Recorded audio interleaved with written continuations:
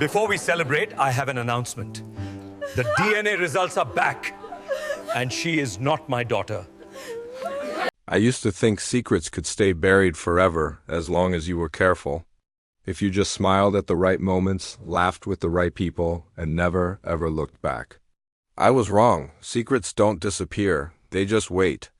And when they finally surface, they don't do it gently.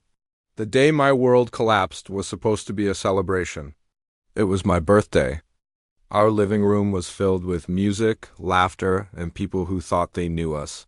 From the outside, my marriage to Aaron looked solid. He stood quietly by my side, holding a glass of wine, smiling politely at jokes that never seemed to include him. Aaron was always like that, calm, steady, reliable. He wasn't flashy or loud, but he was present in every way that mattered. He worked hard, came home on time, and helped raise our daughter, Emma, with a devotion that never wavered. I should have cherished that. Instead, I let others poison my perspective. It started with my friend Claire. She had a sharp tongue and a cruel sense of humor she disguised as honesty. Whenever we were alone, she'd make comments about Aaron, about how simple he was, how he wasn't ambitious enough. And she'd joke about how funny it was that he was raising a child who didn't even look like him. I never corrected her. Worse, I laughed along. One afternoon, over coffee, Claire crossed a line that should have ended our friendship right then and there. She smirked and said, "Honestly, he's such a fool. Supporting another man's daughter like it's his own. If he ever knew the truth, he'd break." My stomach twisted, but I forced a smile. What I didn't know was that Aaron was sitting in his car just outside the cafe, waiting to pick me up early. His windows were down. Every single word floated out clearly. Every laugh cut him deeply. That was the moment something inside him shifted. He didn't confront me. Not then, not for weeks. Instead, he started to watch. He listened. He paid attention to details he had once trusted blindly. He noticed inconsistencies in my stories. Old dates that didn't add up. Quiet reactions I never realized I was giving away. Meanwhile, I grew careless. At my birthday party, the wine loosened everyone's tongues. Claire was there louder than usual, cracking jokes at Aaron's expense. She nudged me and said, just loudly enough for those around us to hear, "Still the best caretaker in town, huh?" And again I laughed. That's when Aaron set his glass down. He didn't raise his voice. He didn't shout. He just simply asked for everyone's attention. The room quieted, expecting a toast. Instead, he looked straight at me. "I found out the truth," he said calmly. "Emma isn't my biological daughter." The air vanished from the room. Someone dropped a glass. Someone else gasped. I felt my knees weaken as every single face turned to stare at me. Claire froze, her smug smile collapsing instantly. Aaron continued, his voice steady but hollow. "I raised her. I loved her, I still do, but I was lied to for years. I was mocked behind my back. I was turned into a joke. I tried to speak, but no sound came out. I didn't just lose trust," he added, his eyes locked on mine. "I lost respect. And once that's gone, there's nothing left to save." People started leaving, embarrassed and stunned.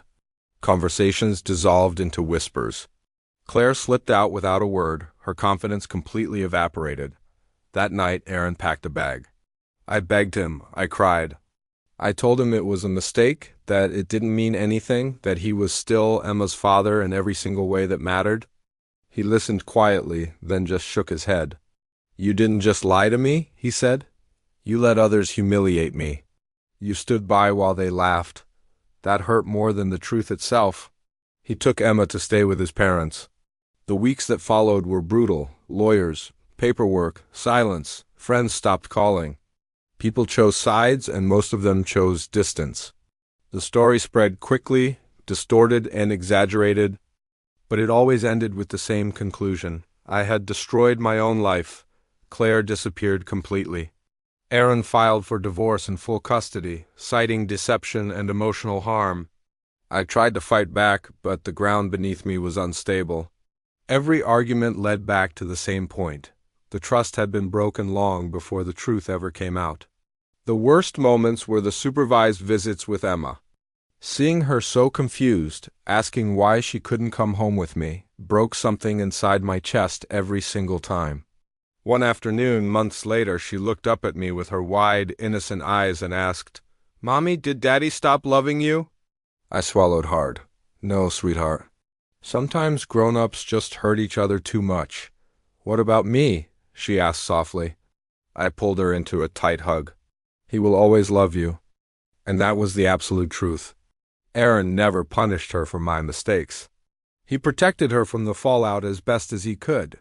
That was just who he was. Even in pain, he chose responsibility. Eventually, something unexpected happened. During one of the visit exchanges, Aaron stayed behind. We stood awkwardly in the parking lot, the space between us heavy with unspoken history. "I've been thinking," he said finally. "Emma needs stability. And as angry as I am, I won't erase you from her life." I looked at him, shocked.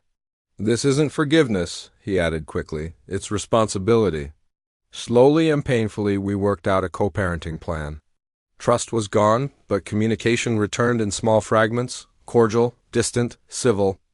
Years later, I look back at that birthday party as the moment everything ended and the moment I was forced to face who I had become. I didn't lose my marriage because of one lie.